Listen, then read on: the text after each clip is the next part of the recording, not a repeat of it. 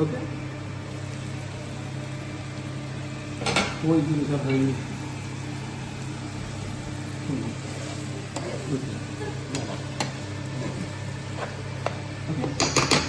ওকে, কি যে বানানো দিদি দিদি কিছু তো বুঝতে পারলাম না ভাই। ওই যে বলেছি না যে গরু আপনারা যে পাকা রান্না টেনশন করেন না, সেই সলিউশন আমার কাছে আছে। এই দেখেন,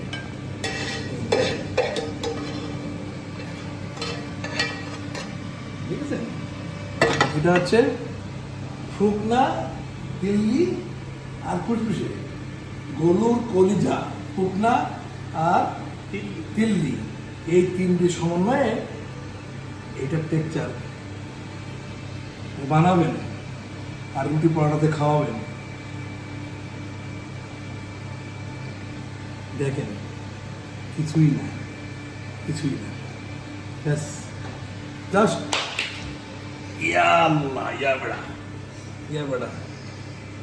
প্রথমে রূপ সুন্দরী, তারপরে না গুণ বিচারী। হ্যাঁ, এই কলিজা ঈদের সময় খাবেন, বানাবেন আর খাবেন মজা করে। আর আমাদের একটু একটু দোয়া করবেন আপনারা, দয়া করে। ধন্যবাদ। আমি শেফ জাহিদি। আজকের পরিপূর্ণ এই রেসিপিটা আমরা দিয়ে দেবো আপনাদেরকে, ঠিক আছে? এই জন্য